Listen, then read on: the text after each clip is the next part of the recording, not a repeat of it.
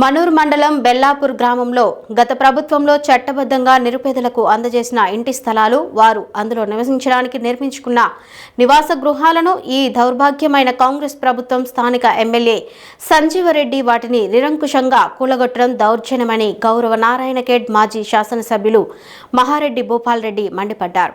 మాజీ ఎమ్మెల్యే మాట్లాడుతూ గత ప్రభుత్వంలో పేదలు నివసించడానికి వారికి అర్హులని భావించి నిరుపేదలకు ఇంటి స్థలాలను కేటాయించి వాటికి సర్టిఫికెట్లు కేటాయించామని ఇప్పుడు ఈ దౌర్భాగ్యమైన ఎమ్మెల్యే గారు ఈ ప్రభుత్వం అన్యాయంగా వారి ఇండ్లపై బుల్డోజర్ తీసుకుపోయి వాటిని కూలగొట్టి నిరుపేదలకు ఉండడానికి నీడ లేకుండా చేశారని మండిపడ్డారు.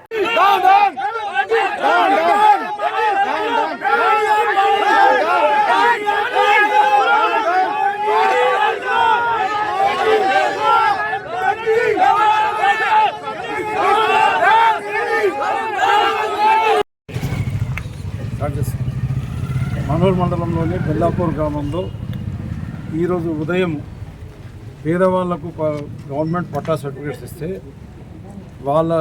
అందులో నివాసం ఉంటున్నారు. వాళ్ళందరూ కూడా పేదవాళ్ళు కాబట్టి టెంపరీ స్ట్రక్చర్స్ రేకులతో షెడ్లు వేసుకొని అందులో నివాసం ఉంటుంది. ఎంతమంది వాళ్ళని ఈరోజు ఎవరో కంప్లైంట్ ఇచ్చిందని మరి ఎమ్మెల్యే గారి ప్రోద్బలంతో సంజయ్ రెడ్డి గారి ప్రోద్బలంతో ఆ కారణంగా వాళ్ళ ఇళ్ళని కూలగొట్టడం జరిగింది.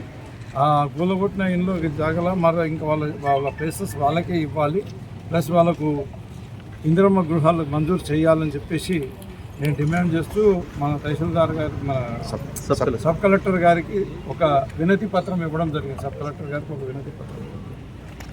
నేను ఈ ఎమ్మెల్యే గారికి ఒకటే రిక్వెస్ట్ చేస్తున్నా, మిమ్మల్ని నారాయణఖేడ్ ప్రజలు మంచిగా పరిపాలిస్తారనే ఉద్దేశంతో నారాయణఖేడ్కు అభివృద్ధి చేస్తారనే ఉద్దేశంతో మిమ్మల్ని ఎన్నుకోవడం జరిగింది. కానీ మరి మీ బుద్ధి అయితే మారతలేదు.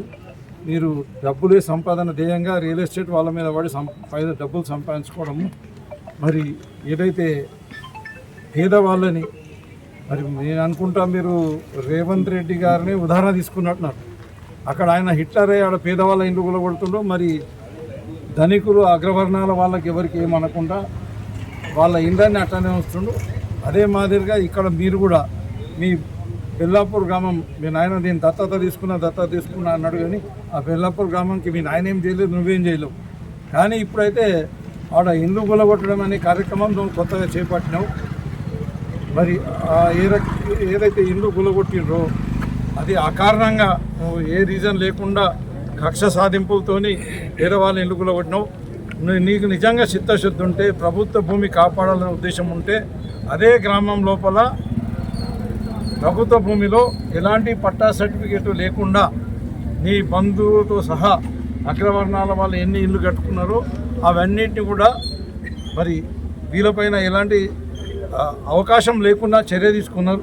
వాళ్ళ దగ్గర ఏ సర్టిఫికేట్ లేకుండా ఎలాంటి ఆధారాలు లేకుండా వాళ్ళు ఇల్లు కట్టుకున్నారు, బిజినెస్లు చేస్తున్నారు, షట్టర్లు వేసినారు. మరి వాళ్ళని కూడా యాక్షన్ తీసుకోవాలని చెప్పేసి అప్పుడే నువ్వు నిజమైన పరిపాలన చేస్తున్నట్టు. నీకు ఏమున్నది, ఏమి చేత కాదు. ఇప్పటివరకు నువ్వు ఏం చేసింది ఏం లేదు. నారాయణఖేడ్ నియోజకవర్గానికి కేవలం ఈ ప్రపోజల్ పెట్టినా, ఆ ప్రపోజల్ పెట్టినా, ఇది మంజూరైంది, అది మంజూరైంది అని చెప్పుకుంటూ నారాయణఖేడ్ ప్రజలకు అష్ట కష్టాలకు గురి చేసినావు. అన్ని రకాలుగా ఇబ్బందులు పెట్టినావు. తాగడానికి నీళ్ళు ఇవ్వలేవు, సాగుకు నీళ్ళు ఇవ్వలేదు. ఏదైతే బసవేశ్వర లిఫ్ట్ ఇరిగేషన్ ప్రాజెక్ట్ పెట్టినామో అది కూడా ఆపేసినావు. మిషన్ భాగీరథ వాళ్ళ ద్వారా నీళ్ళు ఏవైతే వస్తున్నాయో అవి కూడా ఈరోజు ప్రజలకు అందకుండా చేసినాం.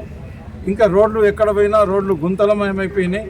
ఎలాంటి అభివృద్ధి చేయలేదు. కనీసం ఒక కొత్తగా మార్కెట్ యార్డ్ చేయలేదు, ఒక గోదాం కట్టలేదు, ఒక పని కూడా నారాయణఖేడ్లో కొత్త పనులు చేయకుండా కేవలం ఈ పేదవాళ్ళ మీద పడి పేదవాళ్ళ ఇండ్లు కూలగొట్టడం ఇది సరికాదని చెప్పేసి ఒకవేళ నువ్వు అది చేసింది అక్కడ పక్కా స్ట్రక్చర్స్ కూడా కట్టిండ్రు.